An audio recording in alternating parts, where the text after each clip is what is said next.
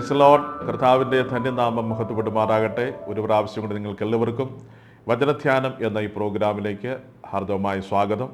വീണ്ടും നിങ്ങളെ ഈ പ്ലാറ്റ്ഫോമിൽ അഭിമുഖീകരിക്കുവാൻ കഴിയുന്നതിൽ ഒത്തിരി സന്തോഷം. നിങ്ങളുടെ പ്രാർത്ഥന ഞങ്ങൾക്കും ഞങ്ങളുടെ പ്രാർത്ഥന നിങ്ങൾക്കും അനുഗ്രഹമായി തീർന്നുകൊണ്ടിരിക്കുന്നുവല്ലോ. ദൈവം നിങ്ങളെ സഹായിക്കട്ടെ.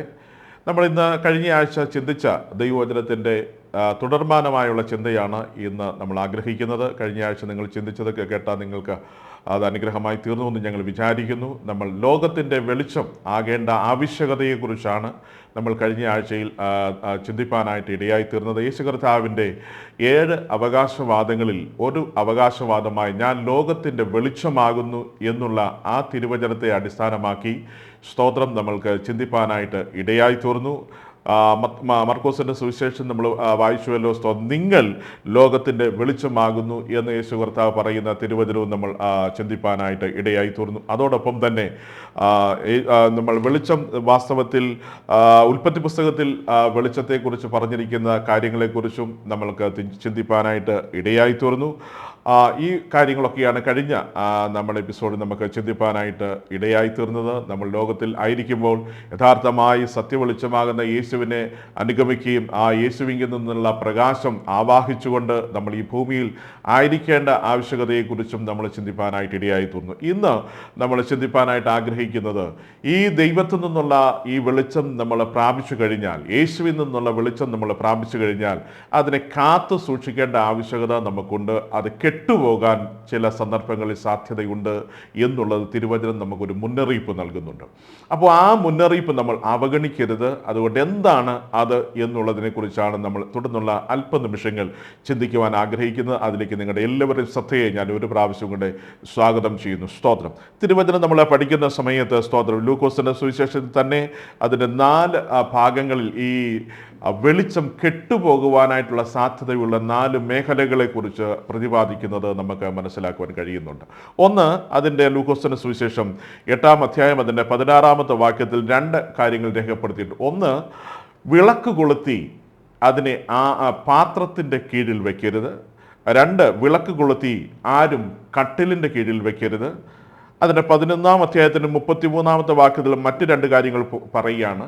വിളക്ക് കൊളുത്തി അത് നിലവറയിൽ വയ്ക്കരുത്, വിളക്ക് കൊളുത്തി പറയുടെ കീഴിൽ വയ്ക്കരുത്. അപ്പോൾ ഇവിടെ പറയുന്നത് ഈ 4 ഭാഗങ്ങളിൽ വിളക്ക് കെട്ടുപോകുവാനുള്ള സാധ്യതയെക്കുറിച്ചാണ് പറയുന്നത്. യേശു യഥാർത്ഥമായ സത്യവെളിച്ചമാണ്. ആ സത്യവെളിച്ചത്തെ അനുഗമിച്ച് നമുക്കും ഒരു പ്രകാശമായി തീരുവാൻ സാധ്യമാകുന്നുണ്ട്. അതുകൊണ്ട് ആ പ്രകാശം നമ്മളിലെ ഇരുട്ടും നമ്മൾ അധിവസിക്കുന്ന ഇടത്തെ ഇരുട്ടുമൊക്കെ മാറ്റിക്കളയുവാൻ പര്യാപ്തമാകുമ്പോൾ തന്നെ ആ വെളിച്ചം കെട്ടുപോകാതെ സൂക്ഷിക്കേണ്ട ഉത്തരവാദിത്വവും നമുക്കുണ്ട് എന്നുള്ള യാഥാർത്ഥ്യം ഞാനും നിങ്ങളും തിരിച്ചറിയണം. ഇവിടെ പറയുകയാണ്, സ്തോത്രം, ലൂക്കോസിന്റെ സുവിശേഷത്തിൽ പറയുന്നു, വിളക്ക് കൊളുത്തി അതിനെ പാത്രത്തിൻ്റെ കീഴിൽ വെക്കരുത്, അത് കെട്ടുപോകും. നമുക്കറിയാം എന്താണ് ആ പാത്രം കൊണ്ട് അർത്ഥമാക്കുന്നത് എന്ന്. ഞാൻ അതേക്കുറിച്ച് അധികം വിശദീകരിക്കുവാൻ താല്പര്യപ്പെടുന്നില്ല. പാത്രത്തിൻ്റെ കീഴിൽ വെച്ച് കഴിഞ്ഞാൽ നമ്മുടെ ദൈനംദിന ജീവിതവുമായുള്ള ബന്ധത്തിൽ, നമ്മുടെ ജീവിത പ്രാരാബ്ധങ്ങളുമായുള്ള ബന്ധത്തിൽ പലപ്പോഴും ഈ വിളക്ക് കെട്ടുപോകുവാനോ അഥവാ മങ്ങിക്കത്തുവാനോ കരിന്തിരി കത്തുവാനോ ഒക്കെയുള്ള സാധ്യതകളുണ്ട്. അത് ഞാനും നിങ്ങളും തിരിച്ചറിയേണ്ടതായിട്ടുണ്ട്. അല്ല എന്ന് വരികിൽ വിളക്ക് നമ്മുടെ പ്രതിസന്ധികളുടെ നടുവിൽ കെട്ടുപോകും. പ്രശ്നങ്ങൾ നമ്മൾ ഓരോ ജീവിത യാത്രയിൽ അഭിമുഖീകരിക്കുമ്പോൾ അതിനെ വെളിച്ചത്തിലൂടെ നടന്ന് നമുക്ക് മുൻപോട്ട് പോകുവാൻ കഴിയാത്ത നിലവാരത്തിൽ അത് കെട്ടുപോകുവാനായിട്ടുള്ള സാധ്യതയുണ്ട്. അതുകൊണ്ട് പറയുക, ലൂക്കോസിന്റെ സുവിശേഷത്തിലൂടെ ദൈവവചനം നമ്മളെ ഓർപ്പിക്കുന്ന ഒരു കാര്യമാണ്, നിങ്ങളുടെ വിളക്ക് പാത്രത്തിൻ്റെ കീഴിൽ വെക്കരുത്, അത് കെട്ടുപോകുവാനുള്ള സാധ്യതയുണ്ട്. രണ്ടാമത്തെ അതേ വാക്യത്തിൽ തന്നെ പറയുകയാണ്, കട്ടിലിൻ്റെ കീഴിൽ അത് കെട്ടുപോകുവാനുള്ള സാധ്യതയുണ്ട്. നമുക്കറിയാം, കട്ടിൽ നമ്മൾ ഉപയോഗിക്കുന്നത് നമ്മുടെ ക്ഷീണം തീർക്കുവാനും നമ്മൾ ഉറങ്ങുവാനും ഒക്കെ ആയിട്ടാണ് കട്ടിൽ നമ്മൾ ഉപയോഗിക്കുന്നത്. അപ്പോൾ അവിടെ ഈ വിളക്ക് കെട്ടുപോകാനുള്ള സാധ്യതയുണ്ട്. അതിൻ്റെ കീഴിൽ വിളക്ക് കെട്ടുപോകും എന്നുള്ളത് തിരുവചനം നമ്മൾക്ക് മുന്നറിയിപ്പ് തരുന്നെങ്കിൽ വളരെ ശ്രദ്ധയോടെ നമ്മളിലായിരിക്കുന്ന വെളിച്ചം അഥവാ യേശുവിൽ നിന്ന് ആവാഹിക്കുവാൻ കഴിഞ്ഞ വെളിച്ചം നമ്മൾ കരുതലോടെ സൂക്ഷിക്കേണ്ടതായിട്ടുണ്ട്. അല്ല എന്ന് വരികിൽ കട്ടിലിൻ്റെ കീഴിലും ഈ വിളക്ക് കെട്ടുപോകുവാനായിട്ടുള്ള സാധ്യതയുണ്ട് എന്ന് തിരുവചനം നമ്മൾക്ക് മുന്നറിയിപ്പ് നൽകുന്നു. നാലാമതായിട്ട് അവിടെ പറയുകയാണ്, നിലവറ.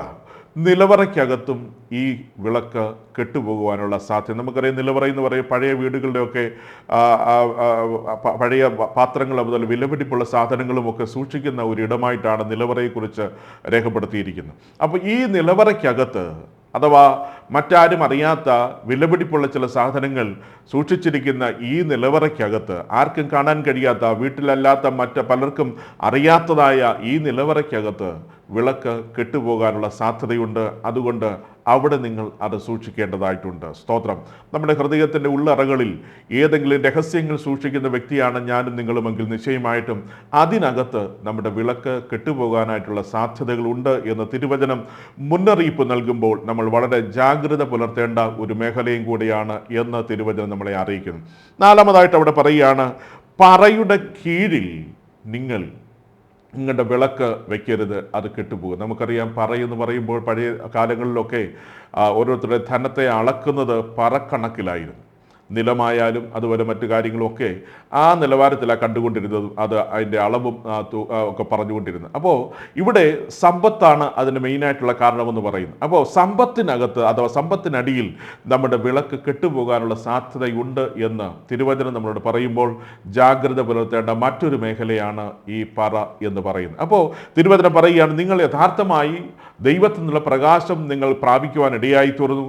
യേശുവിൽ കൂടിയുള്ള പ്രകാശത്തിലാണ് നിങ്ങൾ നടക്കുന്നത്. ഇതെല്ലാം യാഥാർത്ഥ്യം തന്നെയാണ്. പക്ഷെങ്കിൽ ചില മേഖലകളിൽ നമ്മൾ ആയിരിക്കുന്ന അഥവാ നമ്മൾ ഉൾക്കൊണ്ടിരിക്കുന്ന ഈ പ്രകാശം സൂക്ഷിക്കുവാൻ കഴിയുന്നില്ല എന്ന് വരികിൽ വിളക്ക് കെട്ടുപോകാനുള്ള സാധ്യതകൾ വളരെ നമ്മുടെ മുൻപിലുണ്ട്. അതുകൊണ്ട് നിങ്ങൾ വളരെ ജാഗ്രതയോടെ സൂക്ഷ്മതയോടെ ഈ വിളക്ക് സൂക്ഷിക്കേണ്ടതായിട്ടുണ്ട്, ഈ പ്രകാശം സൂക്ഷിക്കേണ്ടതായിട്ടുണ്ട് എന്ന് തിരുവചനം നമ്മളെ ഓർമ്മിപ്പിക്കുകയാണ്. സ്തോത്രം. അതുപോലെ തന്നെ ഇനിയും ഈ വിളക്ക് ഏതെങ്കിലും കാരണവശാൽ കെട്ടുപോയാൽ എന്താണ് ചെയ്യേണ്ടത് എന്നും കൂടെ തിരുവചനം നമ്മളെ ഓർപ്പിക്കുന്ന ഒരു ഭാഗം കൂടി നിങ്ങളുടെ ചിന്തയിലേക്ക് ഞാൻ കൊണ്ടുവരട്ടെ. ലൂക്കോസിന്റെ സുവിശേഷം 15-ാം അധ്യായം അതിൻ്റെ 8-ാമത്തെ വേദഭാഗം വായിക്കുമ്പോഴത്തേക്കും 10 ദ്രഹ്മയിൽ 1 ദ്രഹ്മ നഷ്ടപ്പെട്ടു പോയ ഒരു സ്ത്രീയെക്കുറിച്ച് നമ്മളവിടെ വായിക്കുന്നുണ്ട്. ആ ദ്രഹ്മ നഷ്ടപ്പെട്ടു പോയപ്പോൾ വലിയ പ്രയാസത്തിലായി ആ സ്ത്രീ. എന്നാൽ അവൾ ആദ്യം ചെയ്യുന്നത് വീട് ഒന്ന് അടിച്ചു വാരുവാനായിട്ട് അവൾ തീരുമാനിച്ചു. ആ വീട് അടിച്ചു വാരുന്നതിന് മുൻപ് അവിടെ ചെയ്യുന്ന ഒരു കാര്യം ഇവിടെ രേഖപ്പെടുത്തിയിട്ടുണ്ട്, അവൾ വിളക്ക് കത്തിച്ചു എന്ന്. ദൈവം നമുക്ക് നൽകിയിരിക്കുന്ന ചില നന്മകളും ചില അനുഗ്രഹങ്ങളുമൊക്കെ എവിടെങ്കിലുമൊക്കെ കൈമോശം വന്നിട്ടുണ്ടെങ്കിൽ, അത് ഇരുട്ടിലാണ് നഷ്ടപ്പെട്ടു പോയിരിക്കുന്നതെങ്കിൽ നമ്മൾ ആദ്യം ചെയ്യേണ്ടത് വിളക്ക് കത്തിക്കുക, വീണ്ടും കത്തിക്കുക എന്നുള്ളത് തന്നെയാണ്.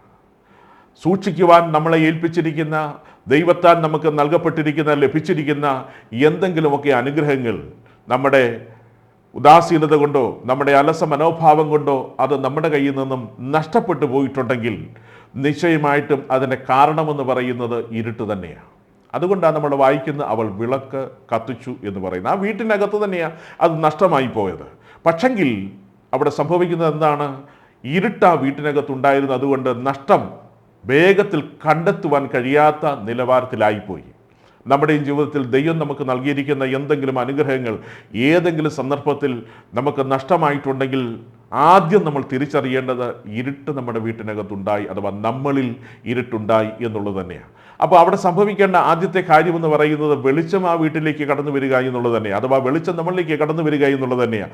ആ സ്ത്രീ ചിന്തിക്കുകയാണ്, വിളക്ക് കൊളുത്താം എന്ന് ചിന്തിക്കുക. വിളക്ക് കൊളുത്തിയതിനു ശേഷം അവൾ ചെയ്യുന്നത് വീട് മുഴുവൻ അടിച്ചുവാരി എന്ന് പറഞ്ഞു കഴിഞ്ഞാൽ എന്താ നമുക്കവിടെ മനസ്സിലാക്കാൻ കഴിയുന്നത്? വിളക്ക് കൊളുത്തിയപ്പോൾ മാത്രമാണ് ആ വീട്ടിനകത്ത് എന്തുമാത്രം പൊടിപടലങ്ങൾ ഉണ്ടായിരുന്നു, എന്തുമാത്രം വൃത്തിഹീനമായിരുന്നു ആ വീടെന്നുള്ള ഒരു ബോധ്യം അവൾക്കുണ്ടാകുന്നത്. അത് അടിച്ചു വാരുവാൻ അവൾ തീരുമാനിച്ചു. അടിച്ചു വാരിക്കൊണ്ടിരിക്കുമ്പോൾ തന്നെ അവൾക്ക് നഷ്ടപ്പെട്ടതെന്തോ അത് മടക്കി ലഭിക്കുവാനുമായിട്ടും ഇടയായി തീർന്നു. അപ്പോൾ നമ്മൾ തിരിച്ചറിയണം, ഈ വിളക്ക് വാസ്തവത്തിൽ അണയാതെ സൂക്ഷിക്കുകയായിരുന്നെങ്കിൽ നഷ്ടപ്പെട്ടത് വേഗത്തിൽ കണ്ടെത്തുവാൻ സാധ്യമാകുമായിരുന്നു, എവിടെയാണ് നഷ്ടപ്പെട്ടത് തിരിച്ചറിയുവാൻ കഴിയുമായിരുന്നു. എന്നാൽ വിളക്ക് കെട്ടുപോയത് മുഖാന്തരമായി ആ സ്തോത്രം നഷ്ടപ്പെട്ടത് എവിടെയാണെന്നോ എങ്ങനെയാണെന്നോ അറിയുവാൻ കഴിയാതെ വീട് മുഴുവൻ അടിച്ചുവാരി, ഓരോ ഭാഗം അവൾ അടിച്ചുവാരി വരുന്ന സന്ദർഭത്തിലാണ് ഈ വിളക്ക് തെളിയിച്ച് അടിച്ചുവാരുവാൻ ഇടയായി തീർന്നപ്പോഴാണ് അവൾക്ക് നഷ്ടപ്പെട്ട ബ്രഹ്മ മടക്കി ലഭിക്കുവാനായിട്ട് ഇടയായി തീർന്നത്. അതുകൊണ്ട് ഞാൻ പറയട്ടെ, നിശ്ചയമായിട്ടും നമുക്ക് എന്തെങ്കിലുമൊക്കെ നഷ്ടങ്ങൾ കഴിഞ്ഞ കാലങ്ങളിൽ സംഭവിച്ചിട്ടുണ്ടെങ്കിൽ അതിൻ്റെ യഥാർത്ഥ കാരണം ഇരുട്ടെങ്ങനെയോ നമ്മളെ വീണ്ടും ഗ്രസിച്ചിരിക്കുന്നു, ഇരുട്ടെങ്ങനെയോ നമ്മളിലേക്ക് കടന്നുകൂടി എന്നുള്ളത് തന്നെ. അതുകൊണ്ട് വിളക്ക് കത്തിക്കുവാൻ നമുക്കിടയാകട്ടെ. വിളക്ക് കത്തിച്ച് ഒന്നുകൂടി അടിച്ചു വാരുവാൻ, നമുക്കറിയാമല്ലോ, ഒന്നുകൂടി ഒരു ശുദ്ധീകരണത്തിലേക്ക് വരുവാൻ നമ്മൾ തീരുമാനമെടുക്കുമ്പോൾ നിശ്ചയമായിട്ടും നഷ്ടപ്പെട്ടത് മടക്കി നൽകുവാൻ നമ്മുടെ സർവശക്തനാകുന്ന കർത്താവിന് സാധ്യമാകും എന്നുള്ളത് തിരുവചനത്തിലൂടെ നമുക്ക് മനസ്സിലാക്കുവാൻ കഴിയുന്നുണ്ടല്ലോ.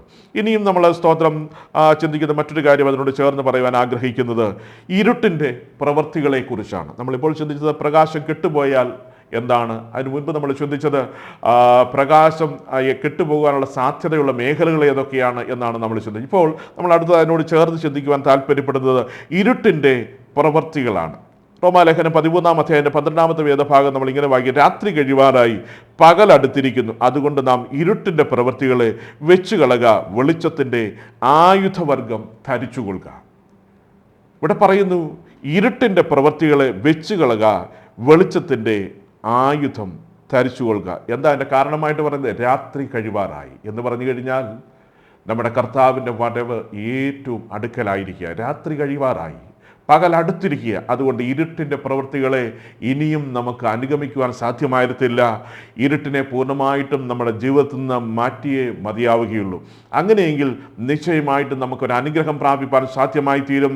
കർത്താവ് മടങ്ങി വരുമ്പോൾ അവരോട് ഒരുമിച്ച് നമുക്കും മധ്യാകാശത്തിൽ എടുക്കപ്പെടുവാൻ സാധ്യമാകണമെങ്കിൽ ഇരുട്ട് പൂർണ്ണമായി നമ്മളിൽ നിന്ന് മാറിയേ മതിയാകുള്ളൂ. എന്തൊക്കെയാണ് ഇരുട്ടിൻ്റെ പ്രവൃത്തികൾ? കൊലോസ്യ ലേഖനം 3-ാം അധ്യായത്തിൻ്റെ 8-ാമത്തെ വാക്യത്തിൽ ഇങ്ങനെ വായിക്കുന്നു: കോപം, ക്രോധം, ഈർഷ്യ, ദൂഷണം, ദുർഭാഷണം, ഇതെല്ലാം ഇരുട്ടിൻ്റെ പ്രവൃത്തികളായി തിരുവചനം രേഖപ്പെടുത്തിയിരിക്കുക. സ്തോത്രം. നമ്മുടെ ജീവിതത്തിലേക്ക് ഒന്ന് തിരിഞ്ഞു നോക്കുവാൻ കഴിയട്ടെ. നമ്മൾ ഇന്നും കോപിക്കുന്ന വ്യക്തിയാണെങ്കിൽ, അനാവശ്യമായി കോപം ഇന്നും സൂക്ഷിക്കുന്ന വ്യക്തിയാണ്, ക്രോധം, ഈർഷ്യ, ദൂഷണം, ദുർഭാഷണം, ഇതിനൊക്കെ നമ്മൾ അടിമകളാണെങ്കിൽ ഓർക്കണം, നമ്മൾ ഇരുട്ടിൽ തന്നെയാണ്. വെളിച്ചത്തിൻ്റെ മക്കളായി ജീവിക്കുവാൻ നമുക്കിനിയും കഴിഞ്ഞിട്ടില്ല എന്നുള്ള യാഥാർത്ഥ്യം നമ്മൾ തിരിച്ചറിഞ്ഞ് വേഗത്തിൽ നമുക്ക് ആ വിളക്കൊന്നുകൂടെ കൊളുത്തുവാൻ, പ്രകാശത്തിലേക്കൊന്ന് മടങ്ങി വരുവാൻ നമുക്ക് സാധ്യമായി തീർന്നേ മതിയായുള്ളൂ. യാക്കോബിന്റെ ലേഖനം 1-ാം അധ്യായം അതിൻ്റെ 21-ാമത്തെ വാക്യം നമ്മൾ ഇങ്ങനെ വായിക്കുന്നു: എല്ലാ അഴുക്കും ദുഷ്ടതയും വിട്ടുകളയണം. എല്ലാ അഴുക്കും ദുഷ്ടതയും വിട്ടുകളയണം. ഇരുട്ടിൻ്റെ പ്രവൃത്തികളെക്കുറിച്ച് പറയുക, എല്ലാ അഴുക്കും, എല്ലാ ദുഷ്ടതയും ജീവിതത്തിൽ നിന്ന് പൂർണ്ണമായിട്ടും അകറ്റിക്കളയേണ്ടത് ആവശ്യമായിട്ടുണ്ട്. കാര്യമെന്താ? രാത്രി കഴിവാറായി, പകൽ അടുത്തിരിക്കുന്നു. നീതിസൂര്യനാകുന്ന യേശു കർത്താവ് ഉദിച്ചു ചേരുവാൻ സമയമായിരിക്കുന്നു. അതുകൊണ്ട് ഇരുട്ടിൻ്റെ സകല പ്രവൃത്തികളെയും നമ്മൾക്ക് വിട്ടുകളയുവാൻ ഇടയായി തീരട്ടെ. വീണ്ടും എഫെസ്യ ലേഖനം 4-ാം അധ്യായം 25-ാമത്തെ വാക്യത്തിൽ ഇങ്ങനെ വായിക്കുന്നേ: ഫോഷ്ക്ക് ഉപേക്ഷിച്ച് സത്യം സംസാരിക്കുക. ഫോഷ്ക്ക് ഉപേക്ഷിച്ച് സത്യം സംസാരിക്കുക. സത്യത്തിനെ പിൻഗമിക്കുന്ന ഒരു വ്യക്തിയായി ഞാൻ നിങ്ങൾ തീരട്ടെ. ഫോഷ്ക്ക് നമ്മുടെ വായിൽ നിന്ന് പൂർണ്ണമായിട്ടും മാറ്റിക്കളയുവാൻ കഴിയുമ്പോൾ ഇരുട്ട് നമ്മളിൽ നിന്ന് മാറിപ്പോവുകയാണ്. നമ്മൾ സത്യം സംസാരിക്കുമ്പോൾ നമ്മൾ വെളിച്ചത്തെ അനുധാവനം ചെയ്യുന്നവരായി തീരുകയാണ് എന്നുള്ള യാഥാർത്ഥ്യം തിരിച്ചറിഞ്ഞുകൊണ്ട് ഫോഷ്ക്ക് നമുക്ക് ഉപേക്ഷിച്ച് കളയുവാൻ സാധ്യമായി തീരട്ടെ. അതേ പുസ്തകത്തിൻ്റെ തന്നെ 4-ാമത്തെ 22-ാമത്തെ വാക്യം നമ്മൾ ഇങ്ങനെ വായിക്കുക: ചതിമോഹങ്ങളാൽ വഷളായി പോകുന്ന പഴയ മനുഷ്യൻ. ചതിമോഹങ്ങളിൽ, മോഹത്തിനകത്ത് അകപ്പെട്ട് ചതിക്കപ്പെട്ടു പോകുന്ന ഒരു പഴയ മനുഷ്യനുണ്ട്. അതിനെ പൂർണ്ണമായിട്ടും നമുക്ക് ഉപേക്ഷിച്ച് കളയുവാൻ കഴിയട്ടെ. ഈ ചതിയും മോഹങ്ങളുമൊക്കെ ഉണ്ടാകുന്നതിൻ്റെ പിന്നിൽ ഇരുട്ടാണ് എന്നുള്ള യാഥാർത്ഥ്യം തിരുവചനം നമ്മളെ ഓർപ്പിക്കുമ്പോൾ അതിന് പൂർണ്ണമായിട്ട് മാറി നടക്കുവാൻ എനിക്കും നിങ്ങൾക്കും കഴിഞ്ഞാൽ അത് നമ്മുടെ ജീവിതത്തിൽ അനുഗ്രഹമായി തീരും. വെളിച്ചത്തിൻ്റെ മക്കളായി നമുക്കും ആ നിത്യപ്രകാശത്തിലേക്ക്, പ്രകാശമാകുന്ന യേശുവിലേക്ക് ലയിക്കുവാൻ നമുക്ക് സാധ്യമാകും എന്ന് തിരുവചനം നമ്മളെ മുന്നറിയിപ്പോടെ നമ്മൾക്ക് വേണ്ടി സംസാരിക്കുന്നു. സ്തോത്രം. 1 പത്രോസിന്റെ ലേഖനം 2-ാം അധ്യായം അതിൻ്റെ 1-ാമത്തെ വേദഭാഗം വായിക്കുമ്പോൾ ഇങ്ങനെ വായിക്കുന്നു: സകല ദുഷ്ടതയും എല്ലാ ചതിവും വ്യാജ സ്വഭാവവും അസൂയയും നുണയും എല്ലാം നീക്കിക്കളയേണ്ടതായിട്ടുണ്ട്. കാരണം ഇതെല്ലാം ഇരുട്ടിൻ്റെ പ്രവൃത്തികളാണ് എന്നുള്ളത് കൊണ്ട് തന്നെയാണ്. അതുകൊണ്ട് ഇരുട്ടിൻ്റെ പ്രവൃത്തികളെ പൂർണ്ണമായി വിട്ടുകളയുവാൻ എനിക്കും നിങ്ങൾക്കും കഴിയട്ടെ. കാരണം ദൈവം നമ്മളെക്കുറിച്ച് ആഗ്രഹിക്കുന്നത് നമ്മൾ ലോകത്തിൻ്റെ വെളിച്ചമാകണം എന്നുള്ളത് തന്നെയാണ്. ദൈവം യഥാർത്ഥമായി നമ്മൾ ഇന്ന് പ്രതീക്ഷിക്കുന്നത് നമ്മൾ ഓരോ പ്രകാശമായി, ഓരോ പ്രകാശ ഗോളങ്ങളായി, ഓരോ പ്രകാശ ഗോപുരങ്ങളായി നമ്മളെ ആക്കിയിരിക്കുന്ന സ്ഥാനത്ത് അനേകർക്ക് പ്രകാശം കൊടുക്കുന്നവരായി നിലനിൽക്കണം എന്നുള്ളത്. അതുകൊണ്ട് തന്നെ നമുക്ക് സകല ദുഷ്ടതയും എല്ലാ ചതിവും വ്യാജഭാവവും അസൂയയും നുണയും എല്ലാം പൂർണ്ണമായിട്ടും മാറ്റിക്കളഞ്ഞ് വെളിച്ചത്തിൻ്റെ മക്കളായി നടക്കുവാൻ ദൈവം നമ്മളെ സഹായിക്കണം. എബ്രായ ലേഖനം 12-ാം അധ്യായത്തിൻ്റെ 1-ാമത്തെ വേദഭാഗം നമ്മൾ ഇങ്ങനെ വായിക്കുന്നു: സകല ഭാരവും മുറുകെ പറ്റുന്ന പാപവും വിട്ട് കളയുവാൻ നമുക്കിടയാകണം. ഇനിയും നമ്മൾ ആഗ്രഹിച്ചിട്ടും നമ്മളെ പിൻഗമിക്കുന്ന ചില മുറുകെ പറ്റുന്ന പാപ സ്വഭാവങ്ങളുണ്ടെങ്കിൽ അത് ഇരുട്ടിൻ്റെ പ്രവൃത്തിയാണ് എന്നുള്ള തിരിച്ചറിവ് നമുക്കുണ്ടാകട്ടെ. അതിനെ പൂർണ്ണമായിട്ടും നമ്മൾ ഒഴിച്ചു നിർത്തുവാൻ നമുക്ക് സാധ്യമായി തീരട്ടെ. വാസ്തവത്തിൽ ആ യഥാർത്ഥ പ്രകാശത്തിലേക്ക് വന്ന് ഈ ഇരുട്ടിൻ്റെ പ്രവൃത്തികളാകുന്ന സകല തിന്മ പ്രവൃത്തികളെയും വെച്ച് കളഞ്ഞുകൊണ്ട് പ്രകാശത്തിനുള്ളവരായി ഈ ദിവസങ്ങളിൽ ജീവിക്കുവാൻ ദൈവം നമ്മളെ സഹായിക്കുവാൻ നമുക്ക് പ്രാർത്ഥനയോടെ ആയിരിക്കാം. നിശ്ചയമായിട്ടും നമ്മുടെ ബലഹീനതകൾ അവൻ ക്ഷമിക്കുന്ന ദൈവമാണ്. കഴിഞ്ഞ കാലങ്ങളിൽ വന്നിരിക്കുന്ന വീഴ്ചകൾ അവൻ ക്ഷമിക്കുന്ന ദൈവമാണ്. അതുകൊണ്ട് ഇരുട്ടിൻ്റെ എന്തെങ്കിലും ചിന്തകളോ എന്തെങ്കിലും പ്രവൃത്തികളോ എന്തെങ്കിലും ഇടപാടുകളോ ഒക്കെ നമ്മുടെ ജീവിതത്തിലുണ്ടെങ്കിൽ അതിനോട് പൂർണ്ണമായിട്ട് യാത്ര പറഞ്ഞ് വെളിച്ചത്തിനുള്ളവരായി ജീവിക്കുവാൻ സ്വർഗത്തിലെ ദൈവം നമ്മളെ സഹായിക്കട്ടെ എന്നാഗ്രഹിക്കുകയും പ്രാർത്ഥിക്കുകയും ചെയ്തുകൊണ്ട് ഞാൻ എൻ്റെ ചെറിയ ചിന്തയ്ക്ക് ഇവിടെ വിരാമം കുറിക്കുന്നു. ദൈവമായ കർത്താവ് നമ്മളെ എല്ലാവരെയും അനുഗ്രഹിക്കുമാറാകട്ടെ. ആമേൻ. ഇതിൻ്റെ തുടർന്നുള്ള ഭാഗം അടുത്ത ബുധനാഴ്ച വീണ്ടും നിങ്ങൾക്ക് ശ്രവിക്കാൻ സാധ്യമായി തീരും. അതുവരെ നമുക്ക് അന്യോന്യം പ്രാർത്ഥനയിൽ ഓർക്കാം. ദൈവമായ കർത്താവ് നമ്മളെല്ലാവരെയും അതതിടങ്ങളിൽ സമൃദ്ധമായി അനുഗ്രഹിക്കുമാറാകട്ടെ. പ്രിയ സഹോദര സഹോദരി, നിങ്ങൾ ഇന്ന് കേട്ടതായ ഈ ദൈവവചനം വാസ്തവത്തിൽ നിങ്ങളൊരു യഥാർത്ഥമായി സത്യദൈവത്തെ പിൻഗമിക്കുവാൻ ആഗ്രഹിക്കുന്ന വ്യക്തിയാണെങ്കിൽ നിങ്ങളുടെ ജീവിതത്തിന് അനുഗ്രഹമായി തീരും. എല്ലാ ബുധനാഴ്ചയും 6 മണിക്ക് തുടങ്ങുന്ന ഈ വചനധ്യാനം നിങ്ങളെ യഥാർത്ഥ സത്യ വെളിച്ചത്തിലേക്കും അതുവഴിയായി സത്യവചനത്തിൻ്റെ യാഥാർത്ഥ്യത്തിലേക്കും നിങ്ങളെ നയിക്കുവാൻ സർവ്വകൃപാലുവാകുന്ന ദൈവം നിങ്ങളെ സഹായിക്കട്ടെ എന്ന് ഞങ്ങൾ ആഗ്രഹിക്കുകയും ആത്മാർത്ഥമായി നിങ്ങൾക്ക് വേണ്ടി പ്രാർത്ഥിക്കുകയും ചെയ്യും.